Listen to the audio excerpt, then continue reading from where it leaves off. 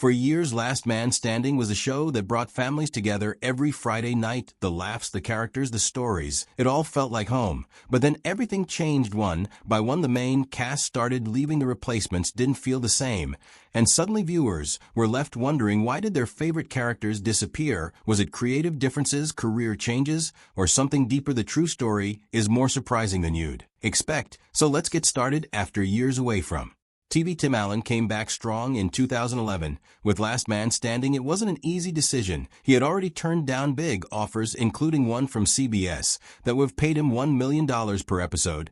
But Last Man Standing was different. The show's creator, Jack Ditt, imagined Mike Baxter as a new kind of character. Someone who felt like an older, wiser version of Tim, the Toolman Taylor. At first, Allen didn't want the role. He thought it was too similar to his old character. He said no 3 times. What finally changed his mind was a deal that gave him control. Along with starring, he would be an executive producer and have a say in the show's direction. This freedom would later play a big role. As the show touched on political topics, ABC had big plans for the show. They wanted it to feel like a modern version of All in the Family. The idea was to have a conservative main character whose views would be challenged by his family. They put the show on Friday nights, a tough time slot, hoping Tim Allen's popularity would draw viewers. It worked. When it premiered in October 2011, 13.2 million people tuned in, making it ABC's biggest comedy debut since 2014. Even in its first season, it dominated its time slot and was especially popular with viewers aged 18 to 49. This was a big deal for a Friday night show,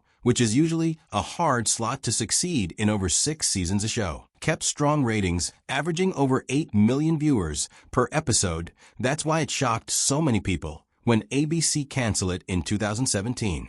And even more shocking was the departure of the main cast. In the first season of the show, Alexandra Croce played Kristen Baxter, the eldest daughter of Mike Baxter. Kristen was a young single mom who had her son Boyd at just 17. She worked as a waitress and lived with her parents while trying to balance her life. Viewers loved how Croce made Kristen feel real. She had a mix of sass and heart, making her funny, but also relatable. Her quick, witty comebacks with Tim Allen's character were a highlight, and she brought a lot of emotion to Kristen's struggles as a young mom. But after season 1, something unexpected happened. ABC announced that Croson wouldn't return for the next season. They said it was due to creative differences, but the real reasons were more complicated. The show's producers decided to change Kristen's story. Instead of focusing on her being a young mom trying to figure things out, they wanted her to seem older and more experienced. They thought this would make the show feel fresh and create new ways for her to challenge Mike Baxter on political and social issues. To make this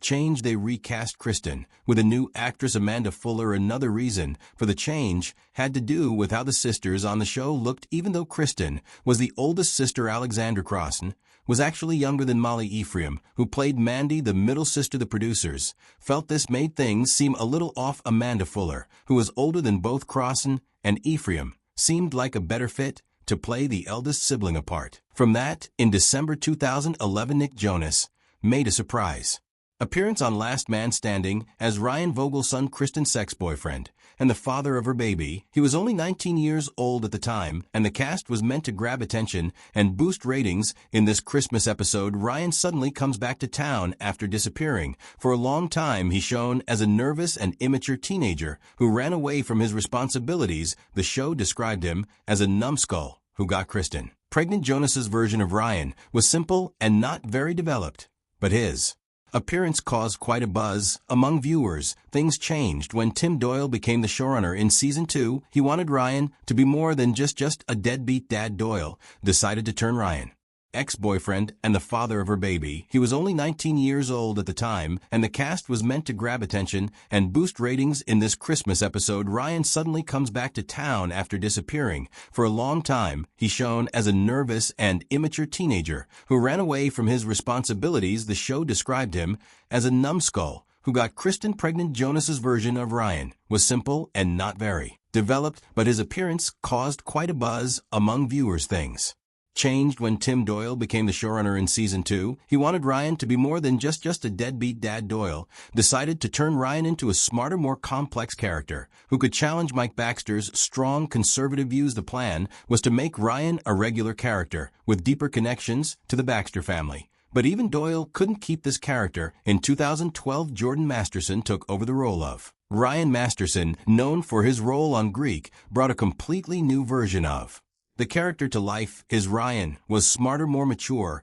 and politically outspoken. He wasn't just a scared teenager anymore. He was now someone who could argue with Mike about big ideas like politics and values. This change gave Ryan a lot more depth and made him an important part of the show. Over time, Ryan's character grew even more. He went from being a struggling dad to running his own cannabis business, Best Buds, in later seasons. The show had fun, with Ryan's success showing how he unknowingly started acting like a capital list, something that Mike found hilarious. In May 2017, fans of Last Man Standing were shocked when ABC announced it was canceling the show. It wasn't just any show, it was one of ABC's biggest hits. With over 8 million viewers and strong ratings, people expected it to return for another season, especially since it was doing so well on Friday nights.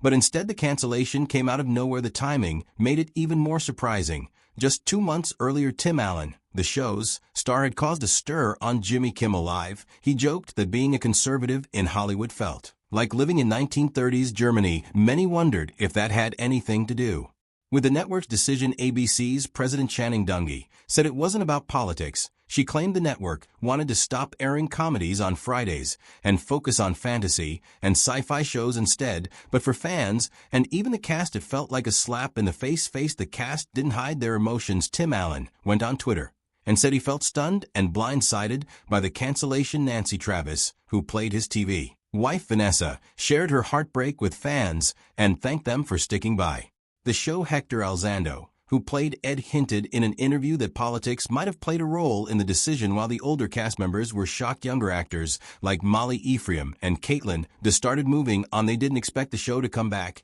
and began looking for new opportunities. Fans, however, weren't ready to say goodbye. They started one of the biggest Save the Show campaigns ever seen. Within a day, a petition to bring the show back got over 400,000 signatures. Fans took to Twitter, flooding it with millions of tweets using the hashtag #SaveLastManStanding. Some even sent toy tools to ABC's offices referencing Tim Allen's handyman character. Others paid for billboards in big cities like Los Angeles and New York demanding the network bring the show back. Even politicians joined in, with Wisconsin Governor Scott Walker suggesting the cancellation might have been politically motivated. Behind the scenes, the reasons for the cancellation were a little more complicated. ABC had to pay $3 million for each episode because the show was made by 20th Century Fox. On top of that, Tim Allen's salary, over $200,000 per episode added to the costs. After the cancellation, Fox executives started shopping the show to other networks, including CMT and NBC. In the end, Fox itself picked it up a year later. On May 11, 2018, Fox announced they were bringing the show back. This wasn't just because of the fans. Fox noticed how well ABC had done with the Roseanne revival, which had millions of viewers. Seeing a chance for their own success, Fox decided to take a risk and spent $50 million to make it happen. A few days before the announcement, Tim Allen, the star of the show, dropped a hint on Twitter. He told fans to keep it up, showing that the deal was already in the works. Getting the show back wasn't easy. The timeline to get the show back on air was tight. Fox announced the revival in May 2018, and the premiere was set for September. This gave the team just a few months to write, film, and prepare. The writers started working on scripts in June, with only 15 weeks to get them ready. Filming began in August at the same studio as before, but the set had to be rebuilt because the original one had been taken apart to meet the deadlines. They filmed 3 episodes every week. Later, the COVID-19 pandemic caused a pause in production, adding more challenges. Fox spent more money on the revival to keep the show at its best. Each episode cost $1.1 million, up from $800,000. Before, Tim Allen's pay went up to he earned $235,000 per episode, making him one of the highest paid actors on TV. To help cover costs, Fox sold streaming rights to Hulu and CMT for $1.5 million per episode. The production team also found ways to save money, like filming more efficiently and cutting back on travel for location shoots. All this effort paid off. The show's first season on Fox brought in 8 million viewers, with a premiere alone getting strong ratings. Fans showed they were still excited to have the Baxter family back on their screens. But the challenges were not over yet. And one of the main challenges was casting new names, because when ABC canceled Last Man Standing in 2017, Molly Ephraim, who played Mandy Baxter for 6 seasons, thought the show was done forever. She didn't wait around. She signed up for new jobs right away. By the time Fox brought the show back a year later, Molly was already busy. She had taken roles in different projects like Brockmire with Hank Area and Halt and Catch Fire. Molly couldn't leave these commitments, so coming back as Mandy was an option when it came to replacing Molly as Mandy. The producers of Last Man Standing didn't want a look-alike. They wanted someone who could bring something new to the role. After searching for the right fit, they chose Molly M. Cook. She didn't look like Ephraim at all, but the team decided to embrace the differences. They even made jokes about it on the show, instead of trying to hide the change. When Mook first appeared as Mandy in Season 7, fans were upset. They started the hashtag #NotMyMandy to complain, but M. Cook didn't let that stop her. Instead of copying Ephraim's version, she made Mandy her own. She focused on the character's love for fashion and her dream of becoming a designer. The writers gave her more serious storylines, like Mandy's struggle with pregnancy and her relationship with Kyle. Over time, fans began to warm up to her, especially after her emotional scenes with Tim Allen, who played Mandy's father, Mike. By then, Mook had proven she could bring something special to the character. But Molly Ephraim was not the only one who moved on. Caitlin Durr also had same kind of situation. After first cancellation of the show, she made a bold decision to shift her focus to films. This led to her breakout role in Kathryn Bigelow's Detroit, a critical turning point in her career. From there, her success snowballed. Within 18 months, she landed major roles in Booksmart 2019, where she starred alongside Beanie Feldstein, and the Netflix miniseries Unbelievable. These projects catapulted her into the spotlight. Her role in Unbelievable was especially significant, earning her Golden Globe and BAFTA nominations. Meanwhile, Booksmart became a hit with glowing reviews and a $25 million box office haul. Her decision to pursue new opportunities turned out to be the best gamble she could have taken. When Fox revived Last Man Standing, things became more complicated. Durr was no longer able to commit as a full-time cast member. She transitioned from a series regular to a recurring guest star, appearing in 7 episodes of Season 7. However, by Season 8, her appearances dropped to just 2 episodes. The COVID-19 pandemic made things even harder, with strict quarantine rules requiring 14 days of isolation for each appearance. The show's production team had to adjust their schedules around availability, sometimes writing entire episodes that could be filmed during her brief windows between projects. By the final season, she appeared in only 3 episodes, including the series finale. This reduced role meant significant changes to the show's storylines. The writers explained her character Eve Baxter's absence by sending her to the Air Force Academy. This creative decision allowed her sporadic returns to carry more emotional impact, deepening her character's arc. The show also made clever use of video calls to keep Eve connected to the Baxter family, even when it couldn't be on set. One standout episode, The Two Nieces of Eve, was crafted specifically to fit her limited availability. It focused entirely on Eve's relationship with her nieces, tying up several long-running storylines and giving fans a heartfelt moment with her character. Despite her busy schedule, Durr managed to juggle multiple high-profile projects. Between 2017 and 2021, she starred in Dopesick alongside Michael Keaton, took on a role in Dear Evan Hansen, and recently landed the part of Abby in HBO's The Last of Us Season 2. Her commitments were so demanding that Last Man Standing had to abandon plans for 2 of her episodes in Season 8 due to scheduling conflicts. Still, Durr remained loyal to the show that helped launch her career. In May 2020, Fox announced that Last Man Standing would end with its 9th season. Even though it was still very popular, the show averaged 8.3 million viewers per episode, making it Fox's second highest rated comedy. Fans were surprised because the show had strong ratings and loyal viewers. Producer Kevin Abbott shared that they had already started planning for a 10th season. One big idea was to have Amanda Fuller's character Kristen take over Outdoor Man and rename it Outdoor Woman.